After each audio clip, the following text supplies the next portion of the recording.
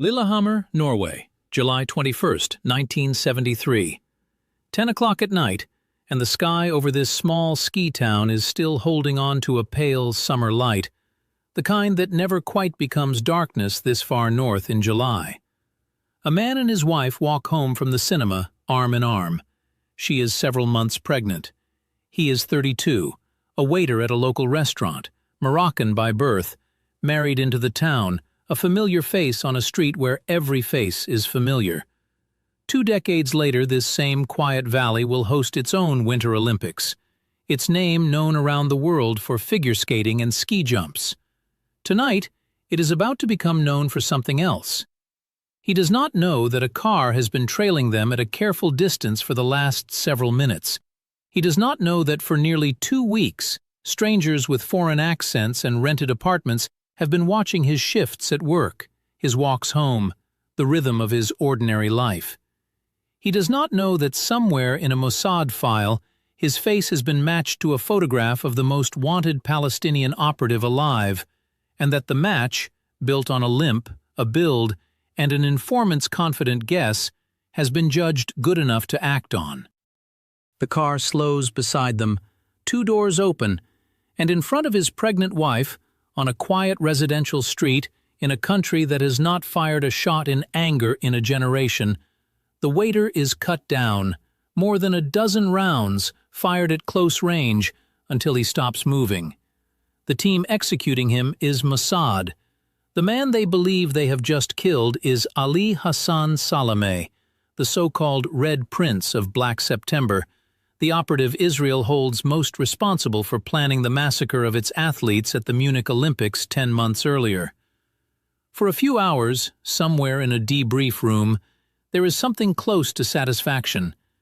The hunt that has consumed the Israeli intelligence establishment since the previous September is over. It is not over. It has barely begun, and it has just gone catastrophically wrong. The man bleeding out on the pavement in front of his screaming wife is Ahmed Bouchiki. He has never held a weapon for any cause. He has never met Ali Hassan Salameh. His only crime is a passing resemblance, seen through the eyes of people desperate enough and tired enough to believe what they wanted to believe. Within 72 hours, Norwegian police will have several members of the team in custody, still in the country, still convinced they had done something to be proud of. A campaign that Israel has run in near-perfect secrecy across a dozen European cities for the better part of a year, one its government will refuse to acknowledge by name for the rest of the century, is about to be dragged into open court in a country that Israel had counted among its friends. How does one of the most disciplined intelligence services on the planet end up killing an innocent waiter in a ski town? You have to go back nearly a year to a hostage block in Munich and to 11 people who never made it home from the Olympics. It began at 4:30 in the morning on September 5, 1972, at the Olympic Village in Munich, West Germany, the first Olympics hosted on German soil since Hitler's 1936 Games, deliberately designed by its hosts to project openness, light security, and a new, peaceful Germany to the world. 8 men in tracksuits, carrying duffel bags stuffed with rifles and grenades, scaled a chain-link fence with an unwitting assist from a group of American athletes climbing back in after a night out, who assumed the strangers were fellow competitors dodging curfew. They were not competitors. They were members of Black September, a group that had taken its name from a different catastrophe entirely, the brutal crackdown Jordan's own army had carried out against Palestinian fighters in September of 1970, an internal war within the Arab world that had scattered the most militant edge of the Palestinian movement and hardened it into something willing to strike anywhere. The group had already assassinated Jordan's own prime minister on a Cairo street the previous year and mailed letter bombs to Israeli diplomats across Europe. Munich was meant to be its largest statement yet, staged in front of the biggest audience on Earth. Their target this morning was a specific address inside the Olympic Village, 31 Connollystrasse, home to the Israeli delegation. A wrestling coach named Moshe Weinberg, threw himself against the door of apartment 1 and bought his roommates the seconds they needed to shatter a window and run. He was shot for it and later killed. A weightlifter, Josef Romano, fought the intruders with his hands and was killed as well, his body left in the doorway as a message to whoever came next. 9 Israelis, coaches, wrestlers, weightlifters, were bound to chairs inside the apartment while, a few hundred meters away, the games went on for hours before officials finally halted them, television crews slowly beginning to understand that the biggest story of these Olympics was not going to be decided on a track. The man who called himself Issa negotiated for the group, demanding the release of more than 200 Palestinian prisoners held in Israeli jails, along with members of West Germany's own Red Army faction. Israel's government held to a policy it would not break. It would not trade prisoners for hostages, not even 11 of them. West Germany offered money instead. It offered its own officials as substitute hostages. It offered, finally, an exit, safe passage to Cairo, helicopters to the military airfield at Fürstenfeldbruck, a jet waiting on the runway with its engines already running. The jet was empty, a decoy staffed by German policemen who, at the last minute, quietly abandoned their positions rather than go through with the plan. What followed at Fürstenfeldbruck was one of the worst executed hostage rescues in modern history.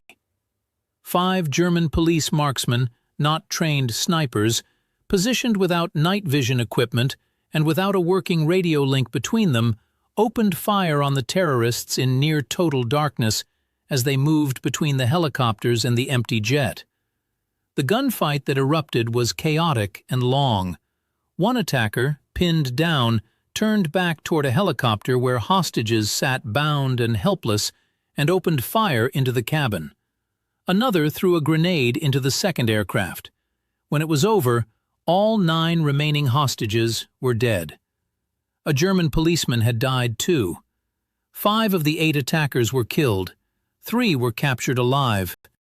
The American broadcaster Jim McKay had spent nearly 18 hours narrating the crisis live, hoping, like everyone watching, for a different ending. What he said instead has never been forgotten.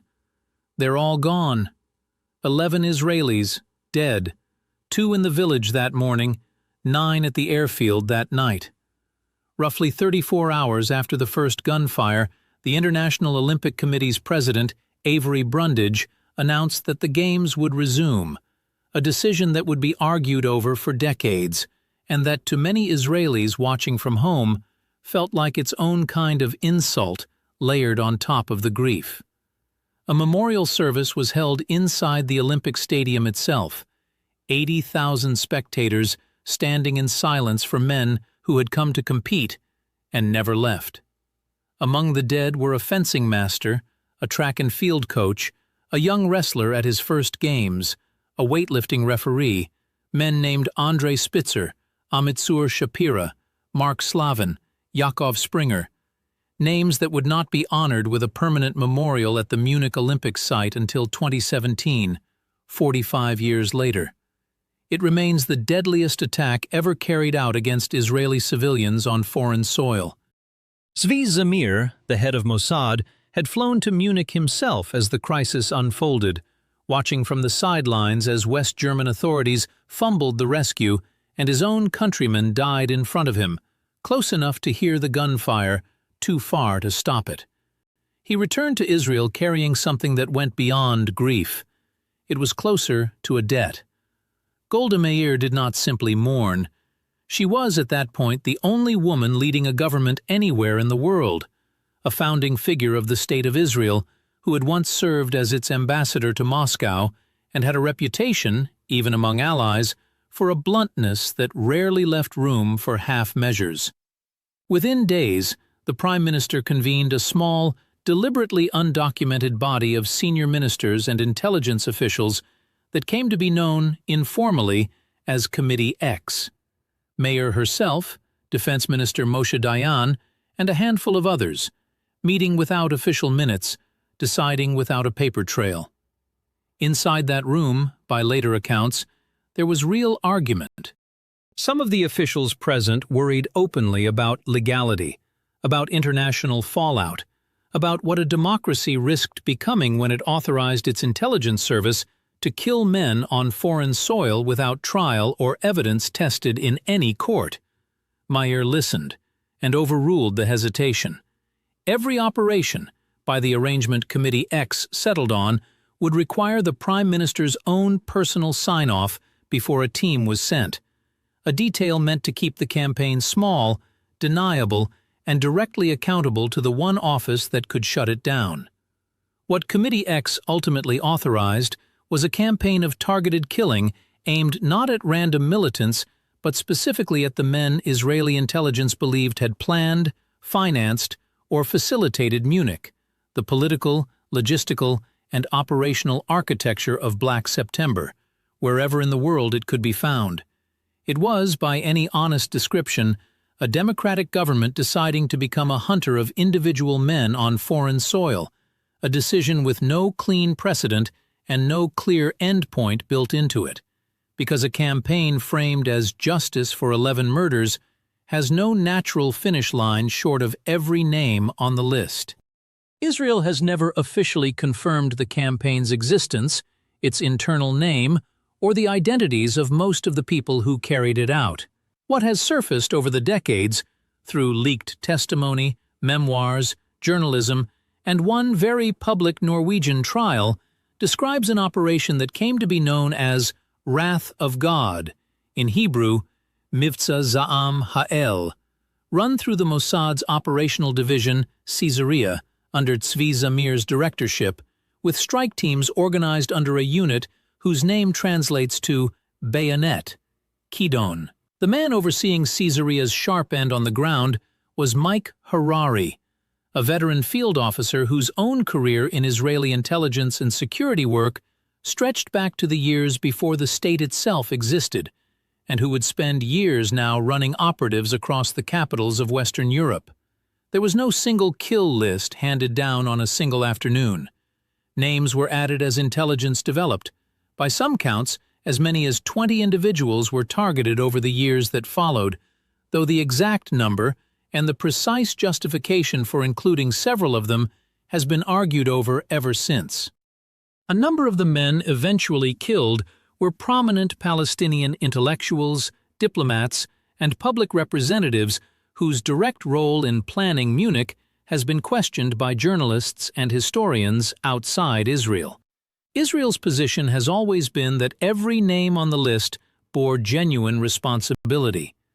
That claim has never been independently verified because the intelligence behind it has never been made public. What is not disputed is how quickly the campaign began, or how little time separated Munich from the first body. The first man to die was Wael Zweiter, the PLO's unofficial representative in Rome, by most accounts a quiet literary translator working on an Italian edition of a classical Arabic text, a man Mossad believed was, in fact, a critical logistics contact for Black September operations across Europe. On the night of October 16, 1972, barely 6 weeks after Munich, 2 operatives approached him in the lobby of his apartment building and shot him more than a dozen times at close range. Witnesses saw 2 men and a car and could describe almost nothing that held up in an Italian investigation. Zweiter was the first name crossed off the list, and to some who later re-examined the case, the first sign that the campaign's certainty sometimes ran ahead of its evidence. The killings that followed grew more elaborate and more theatrical because the operation's planners wanted them to be. This was never only about removing individuals. It was about proving that no distance, no false name, and no ordinary daily habit would keep a marked man safe, and the method chosen for each death was meant to make that lesson land somewhere deeper than fear. Consider Mahmoud Hamshari, the PLO's official representative in Paris, a man Mossad believed had helped organize the European logistics behind Munich. Rather than a street shooting, the team built a small explosive charge and hid it inside the leg of his telephone table, wired to detonate on command the next time he stood near the phone. On December 8, 1972, an operative posing as an Italian journalist called to confirm an interview appointment. When Hamshari picked up the receiver to answer, a second call triggered the device. His wife, elsewhere in the apartment, was unhurt. Hamshari survived the initial blast, badly wounded, and died of his injuries weeks later, in early January. The message inside the method was deliberate. Nowhere was safe. Not your own living room, not your own phone. Other names followed in the months after. Hussein Abad al-Chir, a Palestinian intelligence figure believed to have ties to Soviet intelligence, was killed by a bomb planted beneath his hotel bed in Nicosia, Cyprus, in January of 1973. His replacement in that same post was killed by a nearly identical device in a nearly identical hotel room a few months later. Basil al-Kubaisi, an academic Israel identified as a key weapons and logistics planner, was shot dead on a Paris street that April. Mohammed Boudia, believed to be a senior operational commander directing Black September activity across Western Europe, lived his cover so completely that he ran an actual theater in the Latin Quarter of Paris, directing plays by night while running networks by day. He died that June when a bomb hidden beneath the driver's seat of his own car detonated the moment he turned the ignition. Every one of these operations required weeks, sometimes months, of patient watching, operatives renting apartments across the street from a target's building, tracking his car, his routine, his mistresses, the 2-second gap in his day when he was alone and unguarded. Much of that groundwork depended on a network largely invisible even inside Israel. Sayanim, ordinary Jewish volunteers living abroad, a landlord willing to rent an apartment with no questions, a car dealer willing to sell a vehicle for cash and forget the buyer's face, a doctor willing to treat an injury off the books. None of them pulled a trigger. Almost none of them ever knew the full shape of what they were helping to build. But without that quiet, unpaid infrastructure scattered across a dozen cities, Wrath of God could not have functioned at all. The operatives themselves were drawn from a small, closely vetted pool inside Kidon. Men and women trained in surveillance, forgery, disguise, foreign languages, and the particular psychological discipline of living for months at a time as someone else entirely. They were trained to disappear into ordinary life, the way Buchiki would later disappear into Lillehammer, posing as married couples on holiday, businessmen between meetings, students on a gap year, always in pairs or small groups, always carrying 2 or 3 layers of false identity, always briefed to abort the moment anything felt even slightly wrong. That discipline, drilled into every team, is part of what makes the events of the following summer so difficult to explain. The system was built to be careful.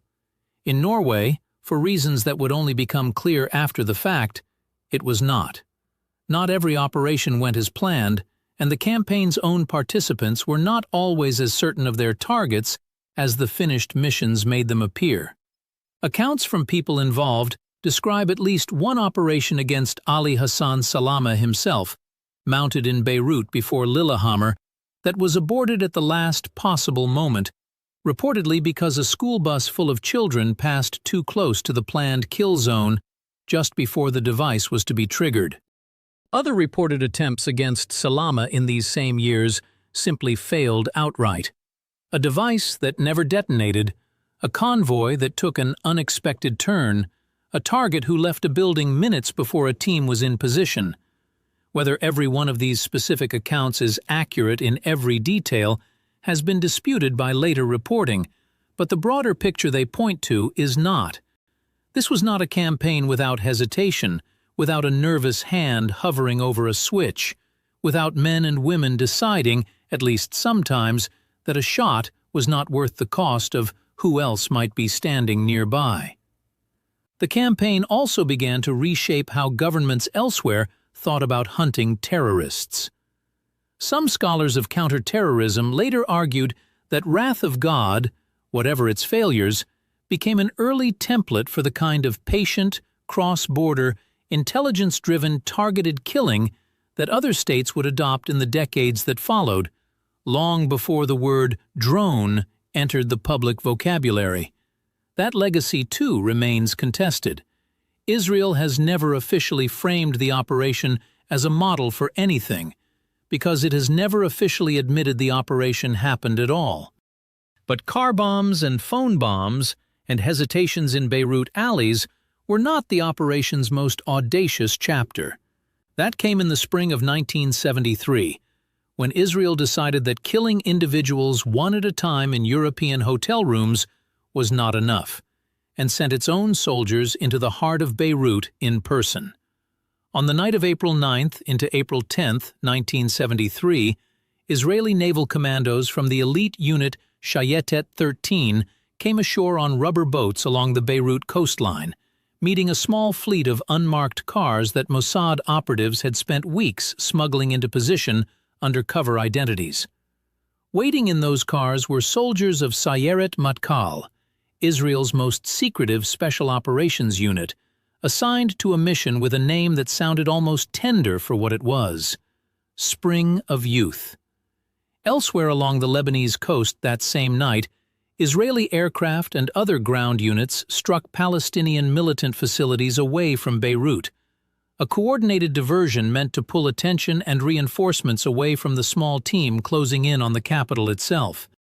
Their targets in Beirut were 3 senior Palestinian figures living in supposedly secure apartment buildings in the middle of the city, protected by PLO security details and by an assumption nobody had thought to question, that Israeli soldiers would never set foot on Beirut's streets in person.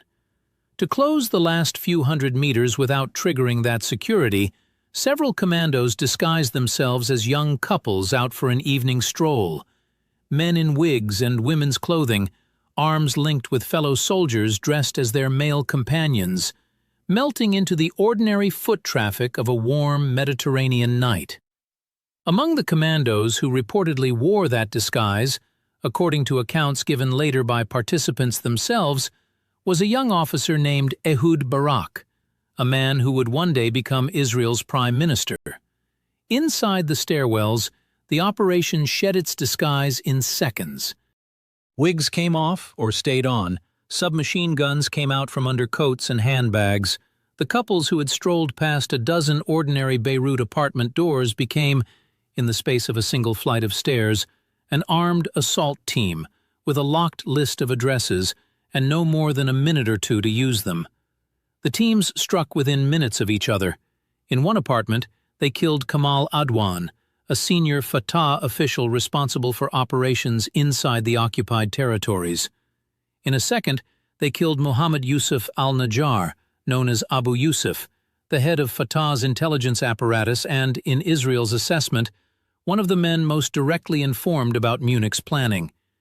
His wife was killed in the same burst of gunfire inside their own apartment.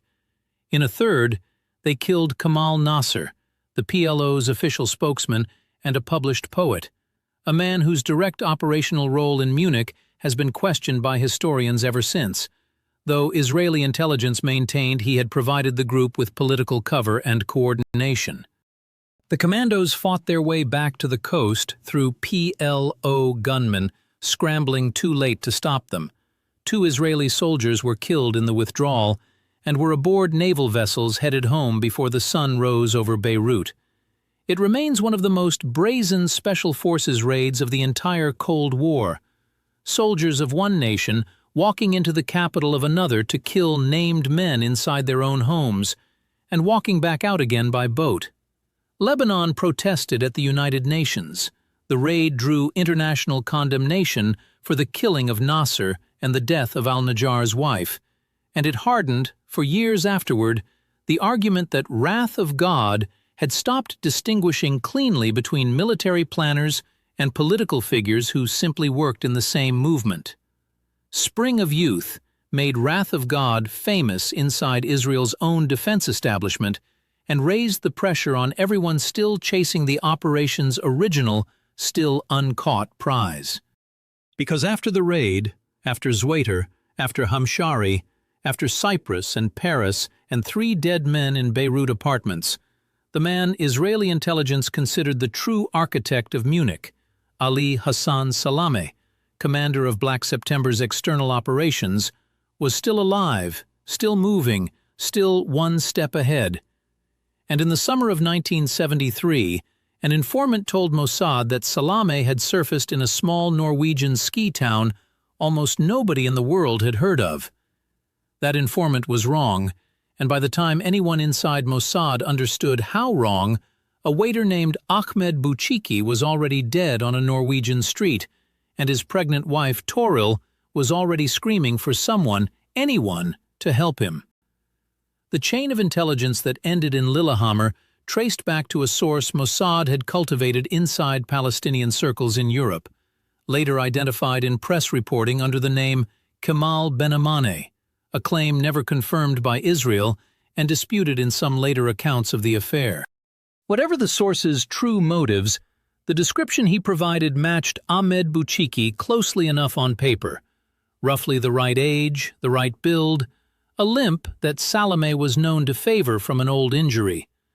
Bouchiki had also spent time in Switzerland, which lined up, in the informant's account, with places Salameh was believed to move through. None of it was proof. All of it was believed, urgently and without independent verification from anyone who had actually seen Salameh's face in person. Ahmed Bouchiki himself had nothing resembling a secret to hide. Born in Morocco, he had drifted north through Europe in search of steadier work than his hometown could offer, eventually settling in Lillehammer, where he found a job waiting tables, a Norwegian wife named Toril, and a life about to expand with their first child. He had no ties to any Palestinian faction, no history of political activity, no reason to imagine that the sound of a slowing car behind him on a summer evening was anything other than traffic. For nearly 2 weeks, a Mossad team, reportedly more than a dozen operatives across surveillance, logistics, and the strike element itself, some traveling on forged Canadian, French, and British passports, moved into Lillehammer under tourist and business covers. They rented cars, they rented apartments, they watched Bouchiki's shifts at the restaurant, mapped his walk home, noted the evenings he and his wife went to the cinema. There is something almost unbearable in the ordinariness of what they were watching. A man closing up a restaurant kitchen, buying bread, walking his pregnant wife home past the same shop fronts every night, doing nothing that any operative trained to spot a hardened Black September commander should ever have mistaken for tradecraft.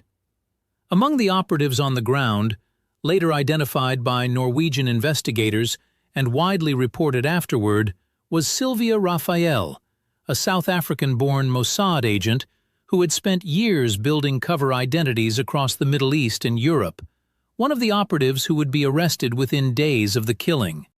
On the evening of July 21st, after the couple left the cinema, the team's car drew alongside them on a quiet residential street. 2 operatives stepped out and opened fire. Bouchiki died at the scene, in front of his wife, having never once been asked to confirm his own identity by anyone who might have recognized his voice, his history, or his face for what it actually was. Norwegian police, alerted quickly by witnesses who noted foreign accents and a getaway car's license plate, moved with unusual speed. Within days, they had several members of the operation in custody, some of whom had lingered in the country believing the mission was clean and finished. Investigators traced rented vehicles, forged documents, and safe house apartments back through the cover identities, and by the time the dust settled, Norway had established beyond argument that the team belonged to Israeli intelligence, and that the man they had killed had no connection whatsoever to Black September, to Munich, or to Ali Hassan Salameh. Several operatives, including Sylvia Raphael, stood trial in open Norwegian court the following year, an extraordinary spectacle foreign intelligence officers facing a murder charge on European soil, while their tradecraft, forged passports, and operational habits were picked apart in public for the first time in the campaign's history. Testimony described the surveillance in flat, procedural detail: shift schedules, rental agreements, a mundane paper trail behind a killing that had nothing mundane about its result. It became, almost by accident, one of the most thoroughly documented Mossad operations in history. Its cover identities and travel records entered permanently into a European court file precisely because the operation had failed. A number of the accused were convicted on lesser charges and served short sentences before being quietly released and repatriated. Raphael, in a strange coda to the whole affair, later married the Norwegian lawyer who had defended her. The damage reached far past the operatives in the dock. Lillehammer forced Israel, however unofficially, into an accounting it had never had to make before: that a campaign built on the premise of surgical, righteous precision had killed an innocent husband and father-to-be, on intelligence no one had bothered to confirm before pulling a trigger. Norway's relationship with Israel was badly strained for years. Mossad's European networks, several already exposed through the arrests and the scrutiny that followed, were forced into a long, humiliating retreat. Mike Harari, who had reportedly overseen the operation from a hotel in Oslo, was recalled to Israel and questioned personally about how a strike team had been sent against a target no one on the ground had ever independently confirmed. Inside Israel, the affair triggered a rare public reckoning. Newspapers that had never been permitted to print a word about wrath of God now carried headlines about a botched killing in Norway, and members of the Knesset began asking, for the first time in the open, exactly what their government's intelligence service was doing across Europe in their name. Committee X itself is reported to have suspended the most aggressive strikes for a period afterward, unwilling to risk a second Lillehammer while the first was still front-page news across Scandinavia. Some operatives who had served on earlier Wrath of God teams reportedly left the service in the years that followed, unable to reconcile what they had signed up to do with what had happened to a man who had done nothing at all. And the hunt for the one man the entire campaign had been built to reach went cold for years. Not because Israel had given up on him, but because after Lillehammer, it could not afford to be wrong about him again. Ali Hassan Salameh, meanwhile, kept living, and kept getting harder to reach. The son of a Palestinian militant killed in the 1948 war, he had grown into the senior operational commander of Black September, a man Israel held directly responsible for planning Munich, though Salameh himself, in the rare interviews he gave, denied personal responsibility for the massacre and described his actual role as head of Fatah's intelligence and security apparatus, Force 17. That distinction between the man Israel says built Munich and the man who insisted he had only ever run the organization behind it has never been resolved by outside historians, because Israel has never released the file that would resolve it either way. There was a symmetry to the hunt that Mossad's planners were well aware of.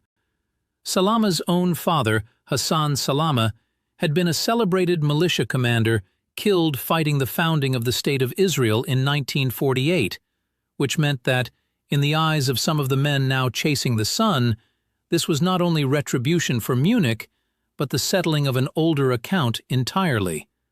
By his own rise through Fatah, Ali Hassan Salameh had become one of Yasser Arafat's most trusted lieutenants, close enough to serve as the near-daily head of his personal security.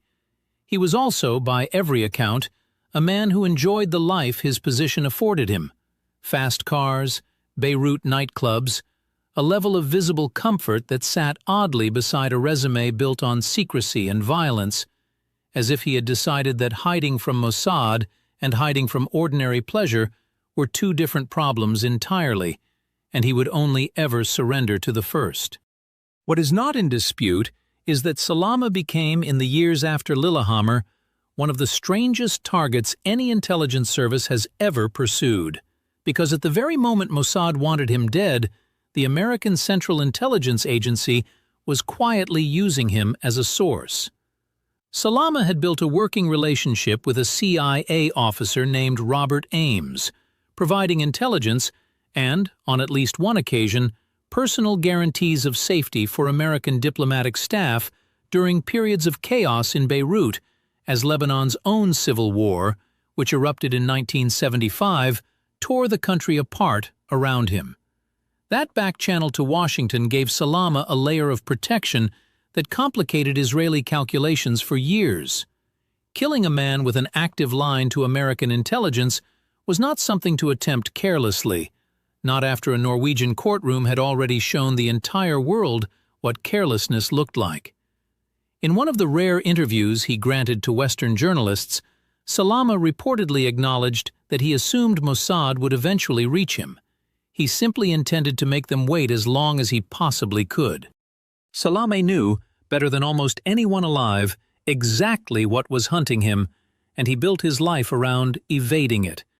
He varied his routes daily. He changed cars without warning. He surrounded himself with a security detail that foreign observers described as among the most professional in the region, some of it reportedly shaped by the very same American contacts who valued him as a source. He survived the growing chaos of Lebanon's civil war years, not by hiding from it, but by learning to move through it, using the collapse of ordinary authority in Beirut as a kind of cover in itself. One more armed man in a city full of armed men, in a country where a car bomb on any given morning might belong to any one of a dozen warring factions, and no one could say for certain which. So Mossad waited, and watched, and rebuilt. Slowly, over years, a new picture of Salameh's life in Beirut took shape. His marriage to Georgina Risk, a former Miss Universe, his fortified residence in the city's Verdun district, his rotating fleet of cars, his growing security detail. A fresh team was assembled to reach him, reportedly including an operative later identified in press reporting under the cover name Erica Mary Chambers, an identification Israel has never confirmed, who is said to have rented an apartment along Salameh's known daily route and spent months simply watching the street below, learning the rhythm of a convoy that passed at almost exactly the same time nearly every day, the same turn, the same short stretch of road where the cars had to slow. On the morning of January 22, 1979, nearly 7 years after 11 Israelis died in Munich, nearly 6 years after an innocent waiter died in Norway for a mistake the operation was still living down, a parked Volkswagen sat loaded with explosives along Rue Verdun in Beirut, positioned precisely on the stretch of road where Salameh's convoy slowed every single morning. Beirut, in January of 1979, was a city still tearing itself apart, 4 years into a civil war that had already reduced whole blocks to rubble, where the sound of an explosion on any given morning rarely turned a head. Salameh's convoy pulled out from his residence at its usual hour, bodyguards front and rear, moving at the unhurried pace of a man who believed, after so many years, so many changed routes, so many rebuilt lives, that he had finally outweighted his hunters. His car turned onto the street. The convoy closed the distance, the same distance it had closed 100 mornings before without incident. And as it drew level with the parked Volkswagen, the device detonated. The blast tore through Salameh's vehicle and the cars around it, killing several of his bodyguards outright and killing bystanders who had no connection whatsoever to Munich, to Black September, or to anything Israel or the PLO had ever fought over. Among them, a young British student, Kirstine McCall, walking the same street at the wrong moment on an ordinary morning. Ali Hassan Salameh, the Red Prince, the man Israel had spent nearly 7 years, one catastrophic case of mistaken identity, and the wreckage of an innocent family trying to reach, died of his wounds within hours. Salameh's funeral in Beirut drew tens of thousands of mourners through the streets, and the PLO declared him a martyr of the Palestinian cause. Israel has never officially confirmed its role in his death, and it has never confirmed the operation's internal name, its full target list, or the true identities of most of the people who carried it out. Ahmed Bouchiki's widow, Toril, gave birth to their daughter months after his killing and spent decades afterward pressing, through Norwegian courts and diplomatic channels, for an acknowledgement that came only partially, long after most of the people involved had scattered into new names and quieter lives.